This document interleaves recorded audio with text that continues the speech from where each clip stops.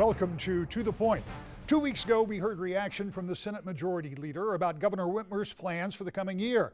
This week, the Democratic leader in the House, Representative Donna Lasinski, gives us her take. Let's talk a little bit about the budget that the governor introduced. You and I spoke just after the State of the State, and you were not surprisingly pretty enthusiastic about what the governor had to say. But with the budget presentation, she pretty much backed up all of those things that she talked about in an unusual time when there is so much money available. And I mean, I've been in this office at times when people were grasping to find enough money just to keep the doors open. So in this atmosphere of a lot of cash and a lot of wish lists out there, give me your take on the budget as it's presented. So the budget as presented, and I appreciate that you noticed that it very closely aligned with the State of the State, really looking at making deep investments in our state to set us up for the economy of the future. So looking at K-12 education, we know that we are coming out of a pandemic which has moved so many children backwards. And they haven't been able to achieve what we typically expect a child to be able to meet in 2 years of education. That mix of hybrid or at-home learning, pandemic learning, really has been difficult on kids. So we see, again, substantial investments in K-12 education. Look, we've been talking about the roads for a long time, and we have had trouble coming to a solution that allows us to invest in roads and water infrastructure. I don't know about you, but it is clear over my last 2 weeks that we have entered pothole season once again. I was driving down the road and there was a pothole about, the size of a salad plate. And after I hit it and something flew out the back of my car, it looked to me from the rear view almost the size of my kitchen table. So when we look at infrastructure investments, we've got spring rains coming. We had a tremendous storm last night. I think it rained for over 8 hours. The possibility of stress on our dam system and water infrastructure is real. Those investments are going to be key.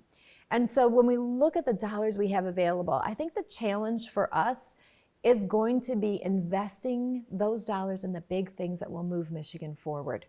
And so staying laser focused on that is going to be a priority.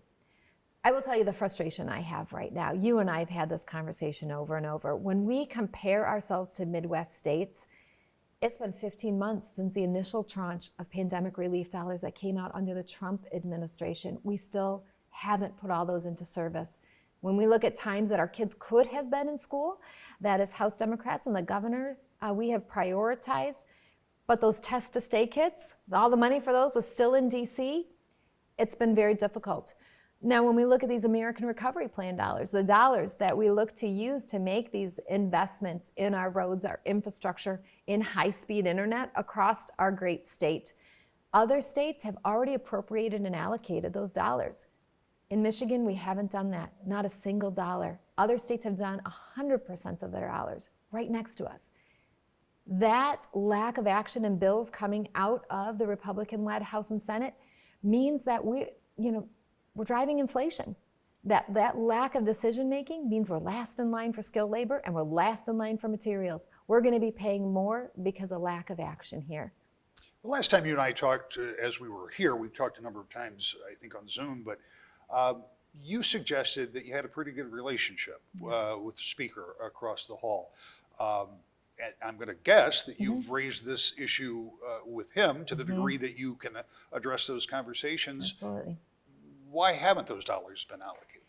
So what we know, and you and I know from years of doing this, is the first step is for the House and Senate to agree on a bill to send to the governor.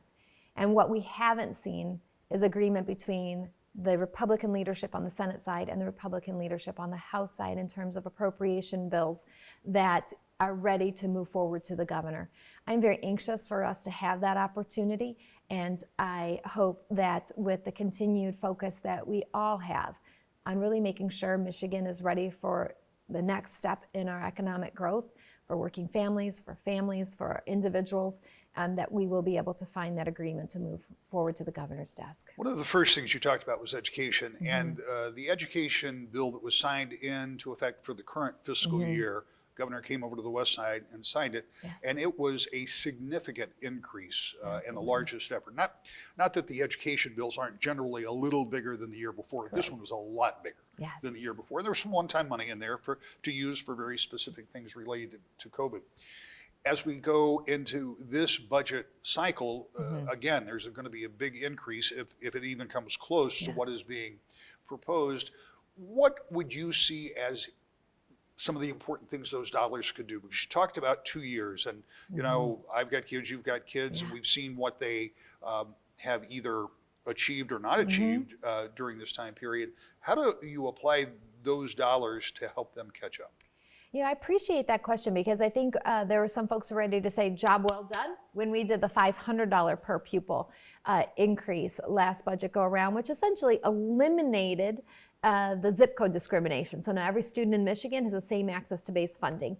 And I'm going to apologize for using my hands for this, but if we think about the last decade, education funding has gone into a dip. What that $500 did was kind of put us at the top of the hole we dug for ourselves in inflation adjusted dollars, but with no increase over what we had been spending. So we've seen, those of us who have had kids in school over the last decade, the stripping away of counselors, the stripping away of art and music programs, the stripping away of all those support resources around students, and the teacher having to take out all of those additional burdens. We've seen the loss of librarians, media center specialists. So really what we're saying is we need to put back in those supports. We need to put back in those things that make students ready to learn every day. If they need a school nurse, if they need a school counselor so they can learn while they're in the classroom, the teachers need to teach, and we need to put those personnel back into our schools so every child can achieve their potential. You talked about infrastructure, and one of the things that the governor did in her first budget year, a tumultuous budget year, was bonded for money to work on trunk lines throughout the state. Yes. And I can tell you, we've seen projects in West Michigan that have been completed, but that leaves behind those other streets, like the roads I drive on every morning that are county roads. And I just happened to notice as I was on my way over here this morning, like you talked about, the potholes have started to develop, it seems even more quickly than they have in the past. Will there be money in this budget to get back to townships and counties and municipalities so they can work on those roads in town that really aren't addressed by the governor's first bonding? Yeah, I so appreciate that question because I represent townships and out county rural areas, and we don't have a lot of M roads, the state roads going through our areas. We still have major roads that are still gravel, quite frankly, that have fit the criteria to be paved for a couple decades. So absolutely, that's what we're looking for. The bonding allowed us to address state roads, but we need to look at a more comprehensive solution, and that's where these ARP dollars and other fund sources can be used to do that for infrastructure. It's absolutely critical because we know, again, as we've disinvested in our state, we've taken away dollars from our local towns and municipalities. That's reduced fire and safety, that's reduced police forces, and it's reduced road maintenance. We need to make sure we're investing in ourselves first. We need to put Michigan first.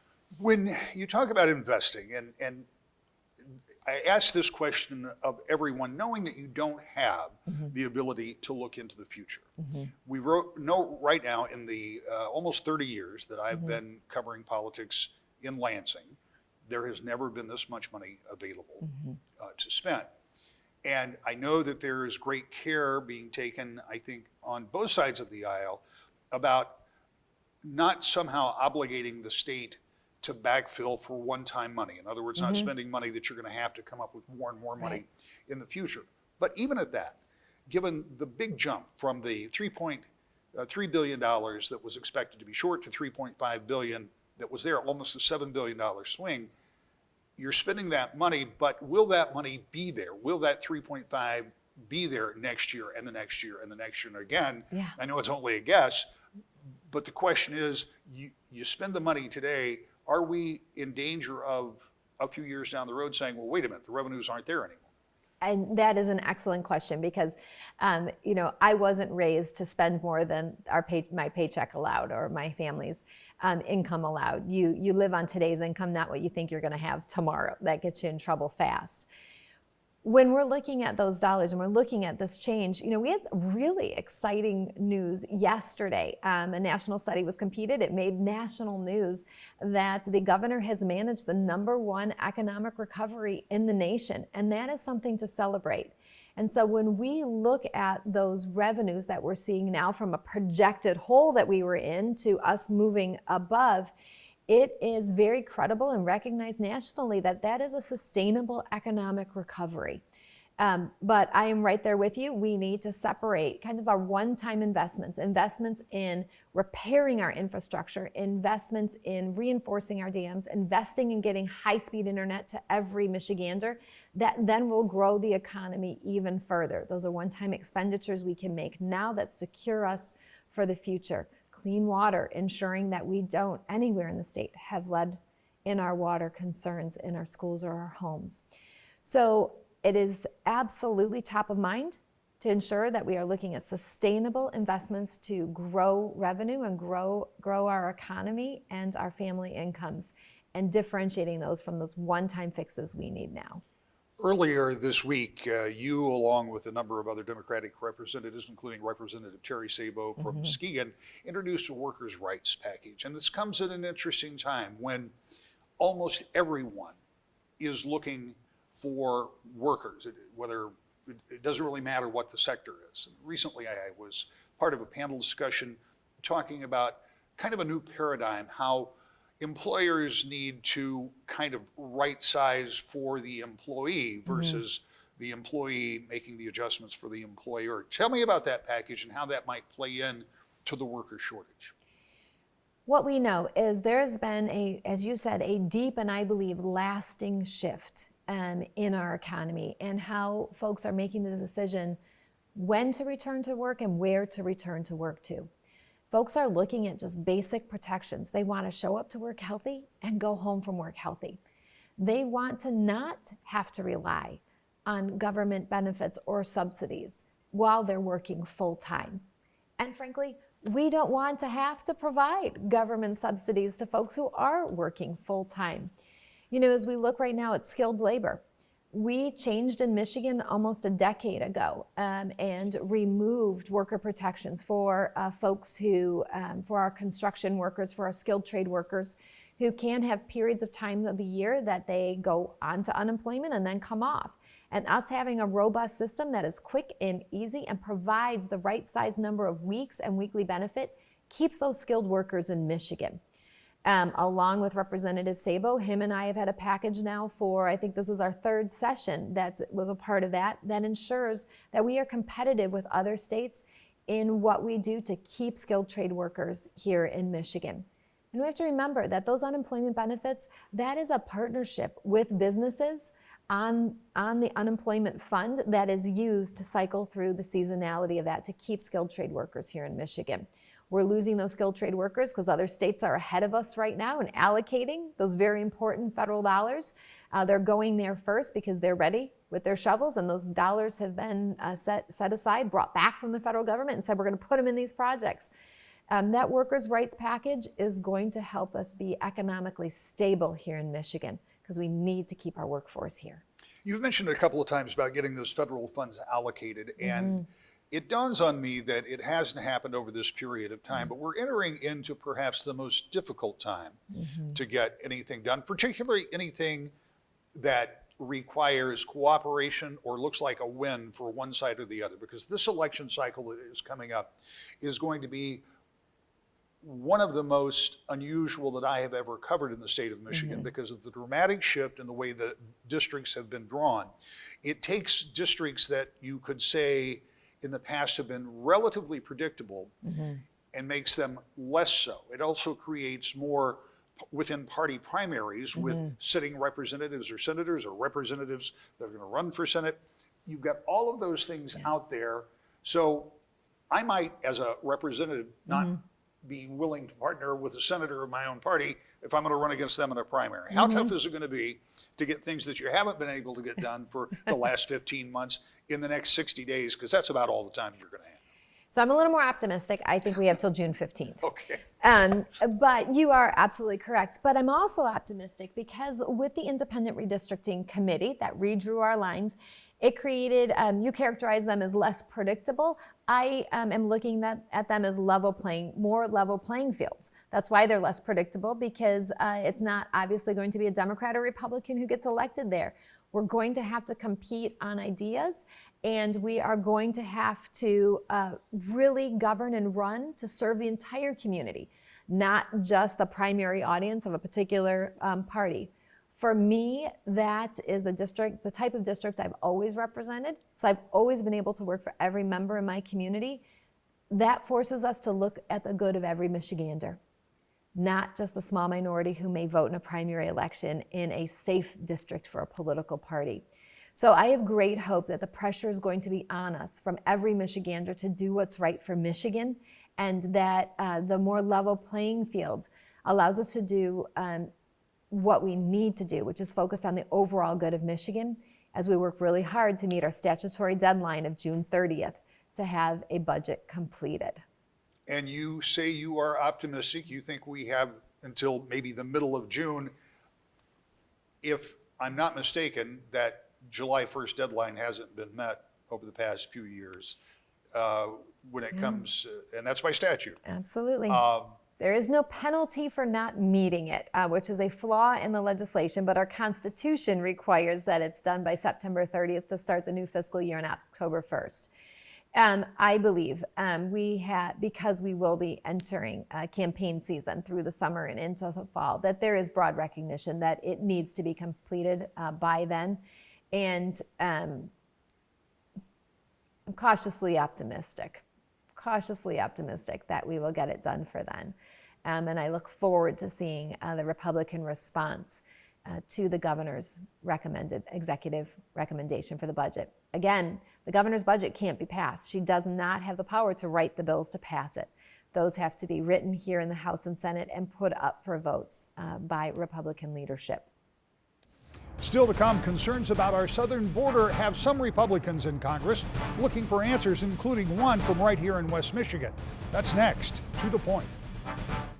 Welcome back to the Point. Congressman Peter Meijer serves on the Homeland Security Committee and is the ranking member of the Subcommittee on Oversight, Management, and Accountability. In that capacity, he and some of his colleagues are looking for answers about what's being done about the ongoing issues with the country's southern border. Congressman, you and a number of your colleagues, Republican colleagues from the Homeland Security Committee, are now trying to get some information from the Homeland Security Department. Tell me what it is you're doing and what you hope to achieve. Absolutely. We just filed a resolution of inquiry, which is an effort to have the administration preserve documents so that when we are in the majority, we are able to have investigations and figure out just what went wrong, what policies were modified, and how we got to the point where our month totals are triple or in some cases quadruple what we've seen in prior years. If you recall, about a year ago when we started to draw attention to this issue, it was dismissed as seasonal increases. And much like transient inflation or transitory inflation, that was just a cover for a reality that was getting much darker. We've seen over 2 million apprehensions down at the border this year. We've just seen an extraordinary increase, again, over what we've seen in prior years.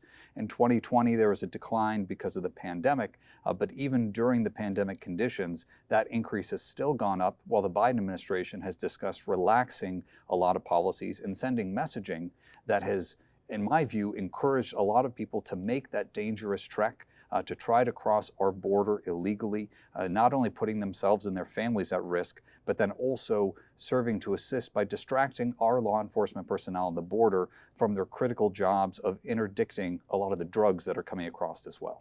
You made an interesting point. You said when you are in the majority, because as it is now, this resolution probably doesn't have much of a bite to it as long as Democrats control the committees and control the House floor. So are you looking at this as something that moves now or something that you just introduced now? Well, I wish that we would get support from our Democratic colleagues. We have seen that they have been hesitant or plainly unwilling to hold this administration accountable for its many policy failures in this regard. They would prefer to talk about anything else because they don't want to draw attention to what is occurring down at our southern border. Now, this resolution will have to be considered within 14 days or else it will go to the floor as what's called a privileged vote, so it can be brought up. But what we've seen under Speaker Pelosi is that she's taken away any power the minority might have to try to get something introduced for a vote. So that's been an incredibly frustrating thing. But again, our focus is on making sure that there is accountability when we're in the majority, because right now the Democratic majority is unwilling to do so.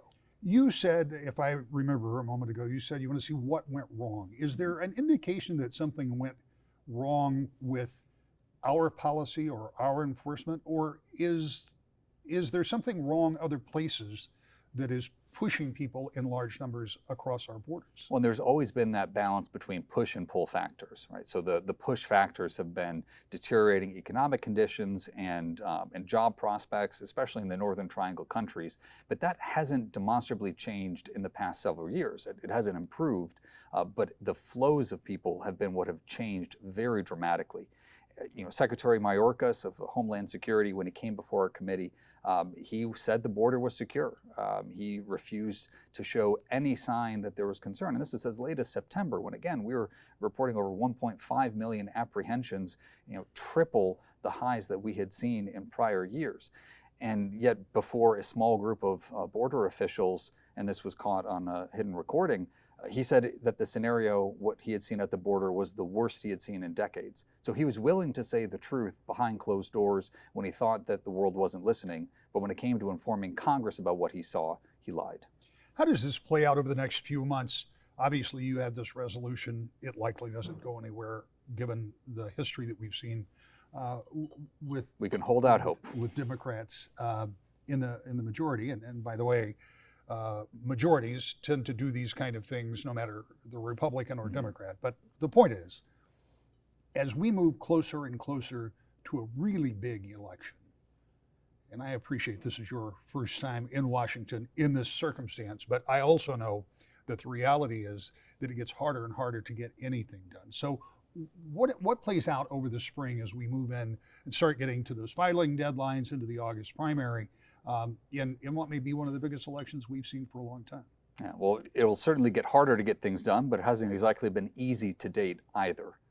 If you've seen the way this administration and the Democratic majorities in the House and the Senate have chosen to operate, they have focused on keeping their entire conference in line because they can only afford to lose 4 Democratic votes in the House, and they can't afford to lose a single one in the Senate. So their entire priority has been on pieces of legislation to gain complete Democratic support, and really have expressed no interest in trying to work across the aisle or gather any type of bipartisan support. And that was from the very beginning on the earliest COVID packages. We reached out and said we would love to work as a member of the Problem Solvers Caucus. Our Problem Solvers Caucus reached out and said we would love to work on passage for money for vaccines, for testing, for PPE. And the White House laughed at us. They said, we're going to put together our own bill. We'll let you know when it's done. So that has been how things have gone so far. Now, I hold out hope that we may be able to come to some agreement around the margins. I think there's some important bipartisan pieces of legislation we need to get passed soon. The CHIPS Act is a great example of that. I was hoping that Speaker Pelosi would bring that to a floor for a standalone vote. She didn't. She bundled that together in a kind of pointless messaging bill rather than taking up the Senate competition with China bill that had passed with pretty strong bipartisan support. We also need the FABS Act, so we're getting the necessary investments, especially in the semiconductor field. It's not going to change anything overnight, but we need to make sure that we're not in the same position we are with our automotive manufacturers today, not in that same position 3 or 4 years down the road, especially given increasing Chinese belligerence towards Taiwan. Of course, most any conversation in Washington, or as we heard earlier in Lansing, will in some way be shaped by the upcoming election, an election that we'll be watching closely throughout the year. We'll be right back. To the point. That's all the time we have for this week's show. I'll see you throughout the weekend next weekend. To the point.